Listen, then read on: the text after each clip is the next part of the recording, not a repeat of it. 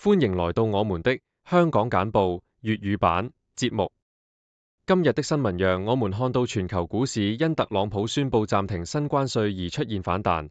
這一消息令投資者感到振奮。標普500指數上漲了 9.5%。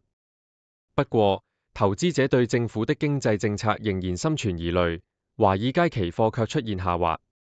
此外，自由黨候選人 Peter Ewan 因與親中組織有關聯而引發的爭議也成為焦點。這位前多倫多警察副局長的參選背景引起了外界對外國干預加拿大選舉的擔憂，尤其是在中加關係緊張的背景下。最後，香港銀行將獲得新權力來追蹤和標記可疑帳戶，這是打擊詐騙和洗錢的重要一步。透過與警方的合作，銀行將能更有效地識別可疑交易，提升詐騙檢測的能力。請大家繼續收看詳細內容。The Globe and Mail 報導，全球股市在美國總統特朗普宣布暫停部分關稅後出現強勁反彈，市場情緒瞬間扭轉。特朗普的意外決定讓投資者重獲信心，標準普爾500指數在週三大漲 9.5%， 隨後歐洲和亞洲股市也紛紛跟隨上漲。雖然市場的短期回暖帶來了喘息的機會，但專家指出，特朗普的政策仍然充滿不確定性，尤其是針對中國的關稅政策並未完全撤回，這讓投資者在享受反彈的同時，仍需謹慎應對未來的經濟挑戰。The Globe and Mail 還提及，自由黨候選人彼得原因與親北京團體的聯繫而引發爭議。他的前任保羅長因為與中國領事館的敏感對話而辭職。原的背景和過去的活動引發了對外國干預的擔憂。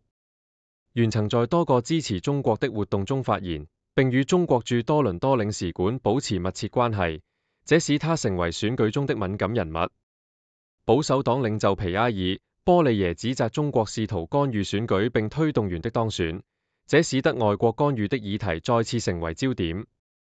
South China Morning Post 報導，香港銀行將獲得新權力以追蹤和標記與詐騙有關的可疑帳戶，這是為了應對近年來詐騙案件的上升。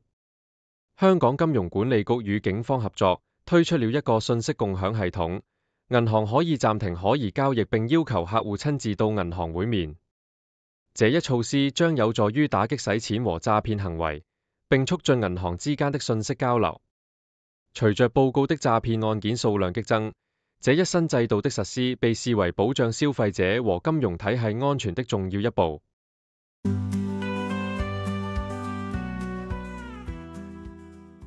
Nikkei Asia報導，隨着科技供應商面臨的挑戰加劇，富士康在日本的電動車雄心正逐漸顯現。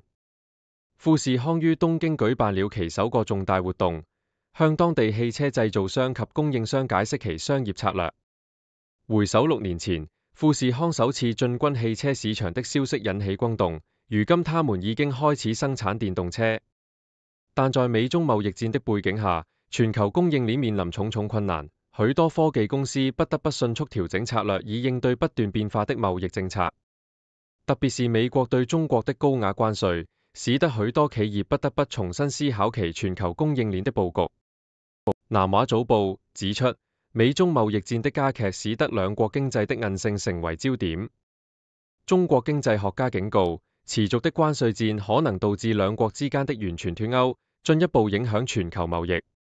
中國政府被建議加強刺激措施，以促進內需並應對貿易戰帶來的挑戰。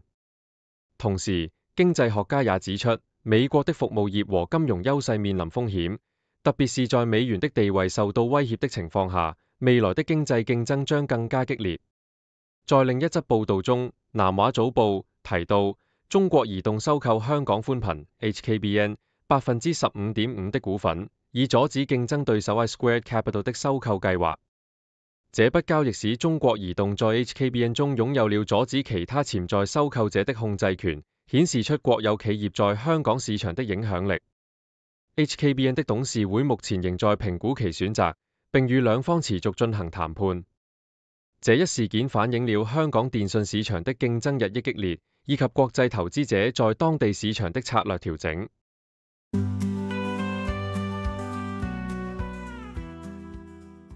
南華早報報導，香港工業領袖 Steve Chuang 蘇生表示，隨着美國總統特朗普不斷變動的關稅政策，香港的商業環境已經變得無法經營。他指出，當前的125%進口關稅對當地製造商造成了巨大的壓力，企業面臨着是否繼續在中國大陸生產的艱難抉擇，因為不確定的關稅政策讓他們無法預測美國買家是否會取消訂單。此外，許多香港公司已經在東南亞建立了生產基地，以應對貿易緊張局勢，但目前的情況使得他們也面臨新的挑戰。Chuang 強調，中小企業的現金流問題尤為嚴重，政府的支持措施對於幫助他們渡過難關至關重要。南華早報還指出，香港國際機場在全球最佳機場排名中上升至第6位，顯示出其在近年來的顯著改善。這項由英國航空顧問 Skitax 主辦的年度評選中，香港機場曾多次獲得最佳機場的榮譽。隨着香港啟動了1415億港元的3條跑道系統建設計劃，這一計劃被視為提升香港作為國際航空樞紐地位的遊戲改變者。機場管理局首席執行官 Vivian Chung 表示，這一擴建項目將於2031年完成，並將增強機場的功能和容量。計劃中還包括一個大型藝術品存儲設施和一個600個泊位的遊艇俱樂部。路透社報道，美中貿易衝突的加劇可能會導致全面的金融戰爭。即使特朗普的關稅政策對中國經濟增長造成影響，但隨着關稅的增加，其影響力正在減弱。雖然特朗普對其他國家的關稅暫停提供了一定的喘息空間，但市場仍然擔心中國可能會減持其持有的美國國債，進一步加劇市場的不安。報道提到，中美雙方的企業對市場的接入至關重要，特別是蘋果和特斯拉等公司的銷售依賴於中國市場。儘管局勢緊張，中方呼籲通過平等對話解決雙方的擔憂，並希望能夠找到化解危機的途徑。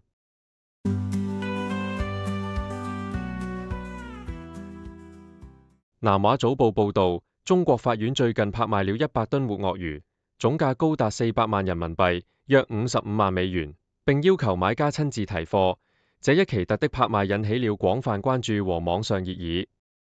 此事件不僅展示了拍賣的規模和物流挑戰，還引發了不少網友的幽默反應。另一方面，香港一位女演員的女兒因為同時就讀2間幼稚園，並在車內用餐，午睡和魚翅，而被貼上怪獸父母的標籤，讓人對現代父母的育兒方式感到驚訝。同樣引人注目的還有一位被譽為惡魔教師的中國教師，他以嚴厲的教學風格贏得了超過200萬粉絲的追隨，並在大學訪問期間受到了如明星般的熱烈歡迎。這種嚴厲愛的教學方式在社交媒體上引發了熱烈討論，顯示出當代學生對於教育方式的不同看法。此外，來自中國中部的31歲男子陳少，利用自己的書法才能，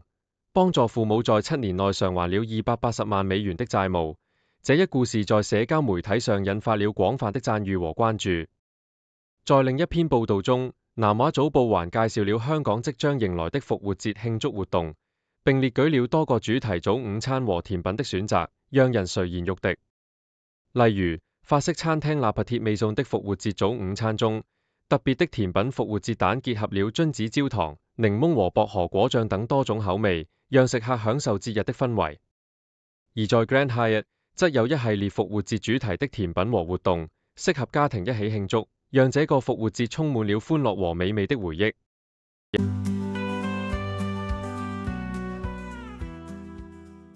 南華早報報導，香港國安警察於近日拘捕了美國活動家許穎婷的父母進行詢問。這一行動發生在美方對香港官員實施新一輪制裁之後。許穎婷自2020年離開香港後，現居美國，因涉嫌違反國安法而被通緝，並面臨100萬港元的懸賞。他被指控與外國勾結，危害國家安全，並呼籲外國對中國實施制裁。美國國務卿馬可魯比奧表示，這些制裁是針對那些破壞香港自治和自由的官員。而北京則誓言將對美方的行動進行報復，香港政府則強調不會受到美方的威脅，將繼續履行維護國家安全的責任。CNN 報導，巴拿馬運河成為美中兩大經濟超級大國之間的激烈口水戰的舞台。美國總統特朗普聲稱中國暗中控制運河，威脅要收回這一重要水道，而巴拿馬總統穆利諾則否認這一說法，並努力安撫美方。儘管巴拿馬在一系列讓步後，白宮的激烈言論似乎並未減少。美國國防部長克格塞斯在訪問巴拿馬時強調運河的安全，但巴拿馬方面對美軍基地的提議卻予以否認，顯示出巴拿馬在兩國之間的尷尬處境，並引發當地民眾對美中緊張局勢的擔憂。日經亞洲評論指出，中國對美國商品的關稅提升至84%，顯示出兩國在貿易戰中的對抗愈演愈烈。特朗普政府進一步對中國產品徵收125%的關稅，並聲稱中國是美貿易赤字的主要原因。專家警告，這樣的高關稅將可能對中美雙邊貿易造成重大影響，並可能導致中國經濟增長放緩。隨着貿易緊張局勢的加劇，中國的出口增長也面臨挑戰。經濟學家預測，中美貿易將因這一系列的關稅措施而急劇下降。中國人民銀行可能會在壓力下推出新的刺激措施，以應對不斷上升的經濟挑戰。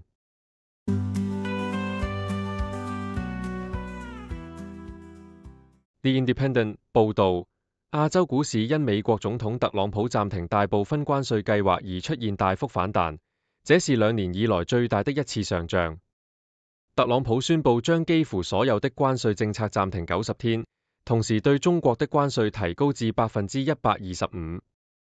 儘管中國被單獨列為更高的關稅對象，但中國的CSI 300指數仍在早盤交易中上漲了1.60%，香港的恒生指數更是上漲了3.92%。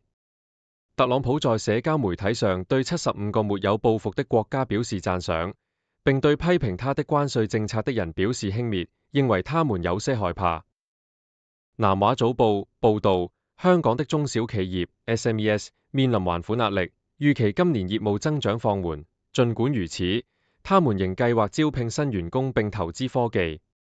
根據最新的調查，只有57%的受訪者預期2025年業務會增長，這比2024年的69%有所下降。儘管面臨美國關稅、融資困難和市場競爭加劇的多重挑戰，42%的中小企業在去年增加了員工數量，51%預計今年會招聘更多人。調查還顯示，80%的企業在2024年進行了線上銷售，顯示出香港中小企業對技術升級的渴望。澳洲廣播公司報導，電影製作人亞西夫·卡帕迪亞創作了一部名為《2073》的混合紀錄片，探討了疫情期間的現實與虛構之間的界限。這部電影使用了真實的紀錄片畫面，描繪了一個未來的反烏托邦世界，反映了當前社會的危機與挑戰。卡帕迪亞表示，這部電影旨在引發觀眾的思考，並激勵人們行動，而不是讓人感到絕望。他的角色代表了對抗現實的聲音，並強調了當前社會中數位技術的影響和政治權力的糾葛。影片不僅僅是對未來的預測，更是對當前情況的強烈呼籲，提醒人們要積極改變現狀。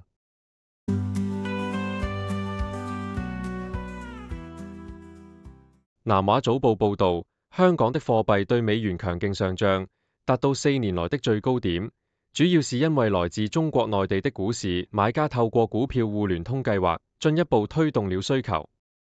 週四早上，港元對美元的匯率為7.7595。雖然較週三的高點7.7560略有回落，但仍接近至2005年以來的交易範圍上限。銀行家指出，港元的升值是由於海外資金的湧入，尤其是內地投資者將人民幣兌換成港元，購買如阿里巴巴和騰訊等香港上市的中國公司。根據交易所的數據，週三內地機構和散戶的交易額達到1754.1億港元，佔所有交易的43%。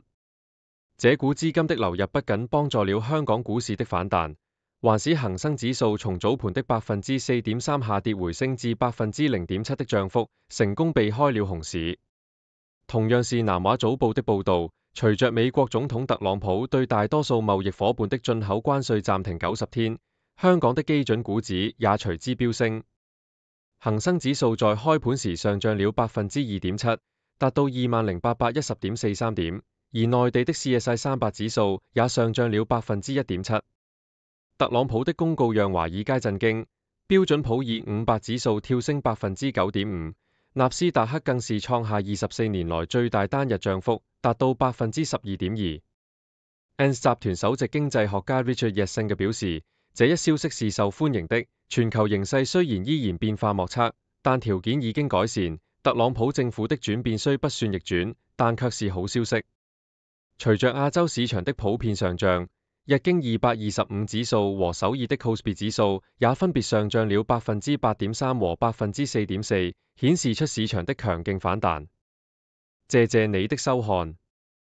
上面播報的內容是綠道團隊推薦的全球專業媒體、智庫、政府機構和行業專家的最新報導、分析簡報。更詳細的內容，請大家去這些媒體、智庫的網站閱讀。這些內容並不一定反映綠道簡報的立場，亦不能作為任何決策的建議。綠道團隊由專業媒體人、學者、科學家組成的獨立新型媒體，大家可以根據自己的專業要求訂閱各種簡報，網址是 colon6dobrief.com。你在世界任何地方都可以通過電郵收到綠道簡報。